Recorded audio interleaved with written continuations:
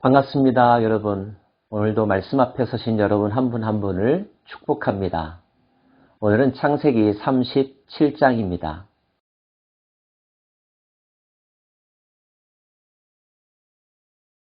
아브라함과 이삭의 뒤를 이어서 그 가문을 이끈 사람은 야곱입니다.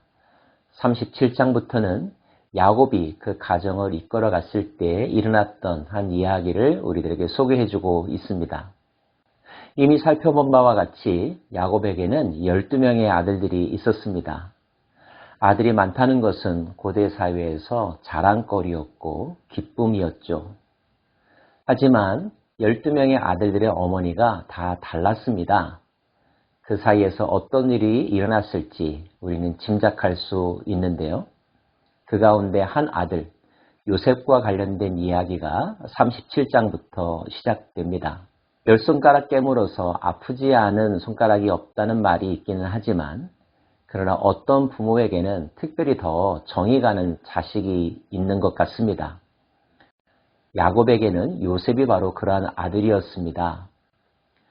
야곱이 특별히 사랑했던 라헬과의 사이에서 태어난 아들이기도 했겠거니와 그가 늙음하게 낳은 아들이었기 때문에 또 요셉의 어머니 라헬이 이미 세상을 떠났기 때문에 요셉에 대한 아버지 야곱의 마음은 특별했습니다. 그런데 이 특별함이 가정 불화의 원인이 되죠. 너무 어려서였고 또 사랑을 독차지했기 때문이었을까요? 요셉도 현실 감각이 좀 부족했던 것 같습니다. 다른 사람을 깊이 배려하는 마음이 부족했을까요? 그는 미래에 대하여 긍정적이고 낙관적인 생각을 갖고 살았던 어린이였습니다. 사랑하는 입장에서 보면 요셉은 드리머였지만 질투하는 사람들의 입장에서는 요셉은 망상가 또는 이상주의자였을 것입니다. 요셉이 꾼 꿈 이야기 중에 두 가지를 우리는 알고 있죠. 하나는 곡식단들이 요셉의 단에 절하는 모습, 또 하나는 해와 달과 별이 요셉에게 절하는 모습. 어떤 사람은 이 이야기를 듣고 와, 네가 정말 큰 인물이 될 것 같구나 라고 생각을 하겠지만 또 다른 사람들은 네가 우리를 무시하는구나, 우리가 너희 종이 될 거란 말이냐, 기분 나빠하고 분노하는 사람들도 있었습니다. 그들이 바로 요셉의 형들이었죠. 그리고 결국 한 사건이 일어나죠. 형들이 멀리 양을 치러 갔을 때의 일이었습니다. 야곱이 요셉에게 심부름을 시키죠. 형들에게 가서 어떻게 잘 지내는지 알아보고 나에게 알려달라고 말이죠. 또한 좋은 마음으로 보면 아버지가 우리에게 관심을 두고 있구나 라고 생각할 수 있는 것이지만 나쁜 마음에서 보면 우리를 감독하기 위해서 감시자를 보냈구나 라고 생각할 수도 있겠죠. 형제들의 마음은 바로 후자였습니다. 그런 마음들이 어제 오늘의 일이 아니라 장기간 쌓여 있다는 사실을 우리는 짐작할 수 있는데요. 그것은 바로 형들이 동생 요셉을 보자 그를 죽이기로 결심했다는 것입니다.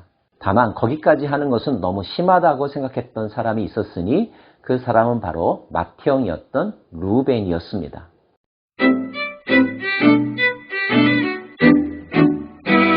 형들이 자신을 어떻게 생각하는지 아무것도 몰랐던 요셉은 형들에게 다가가죠. 형들은 그를 가두었습니다. 그리고 구덩이에 던져 넣었습니다. 요셉이 형들에게 이르매 그의 형들이 요셉의 옷, 곧 그가 입은 채색 옷을 벗기고 그를 잡아 구덩이에 던지니 그 구덩이는 빈 것이라. 그 속에 물이 없었더라.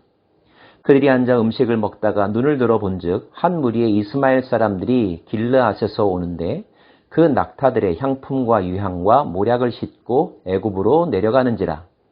유다가 자기 형제에게 이르되 우리가 우리 동생을 죽이고 그의 피를 덮어둔들 무엇이 유익할까? 자, 그를 이스마엘 사람들에게 팔고 그에게 우리 손을 대지 말자.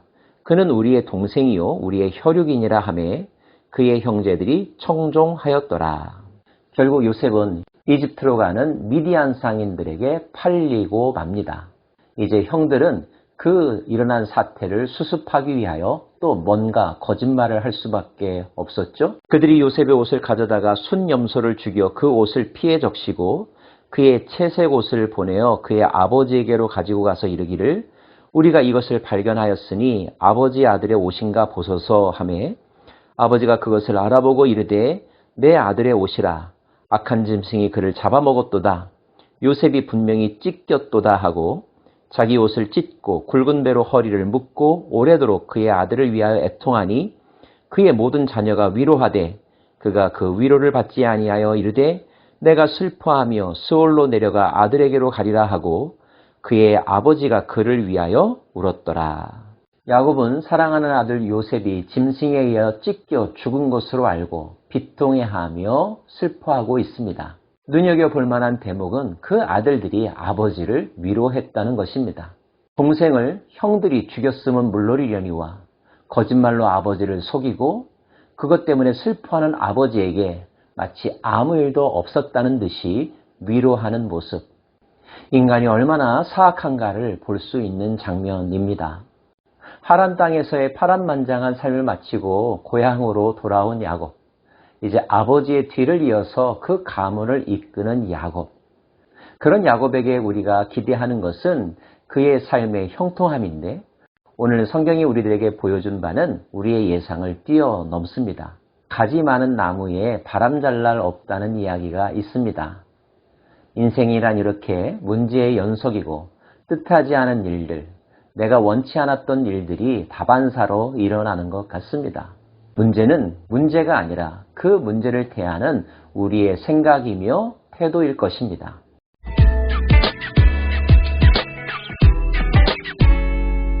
오늘 이야기 속에서 희생양으로 등장하는 요셉은 어떤 인물이라고 말할 수 있을까요? 요셉에게는 꿈쟁이라고 하는 별명이 붙어 있습니다. 그런데 그 꿈꾸는 자에게 찾아온 것은 질투와 공격이었습니다. 이러한 현상은 우리 주변에서도 많이 볼 수가 있죠. 미래를 이야기하는 사람, 비전어리에 대해서 단지 추종하는 사람들만 있는 것은 아닙니다. 질투하고 공격하고 왜곡하고 그의 도전과 성취를 막으려고 하는 방해자들이 세상에는 도처에 깔려 있죠. 그 사람이 꾸고 있는 꿈이 망상인지 비전인지도 구별해야 되고요.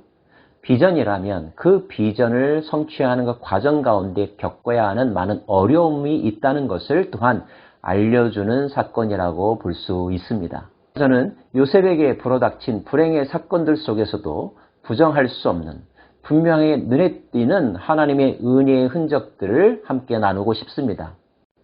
그것은 바로 르우벤과 유다가 보여준 모습인데요.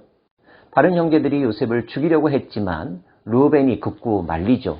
르우벤이 듣고 요셉을 그들의 손에서 구원하려 하여 이르되 우리가 그의 생명을 해치지 말자. 르우벤이 또 그들에게 이르되 피를 흘리지 말라. 그를 광야 그 구덩이에 던지고 손을 그에게 대지 말라 하니 이는 그가 요셉을 그들의 손에서 구출하여 그의 아버지에게로 돌려보내려 함이었더라. 유다의 역할도 빼놓을 수 없습니다. 자, 그를 이스마엘 사람에게 팔고 그에게 우리 손을 대지 말자. 그는 우리의 동생이요 우리의 혈육이니라 하매 그의 형제들이 청종하였더라.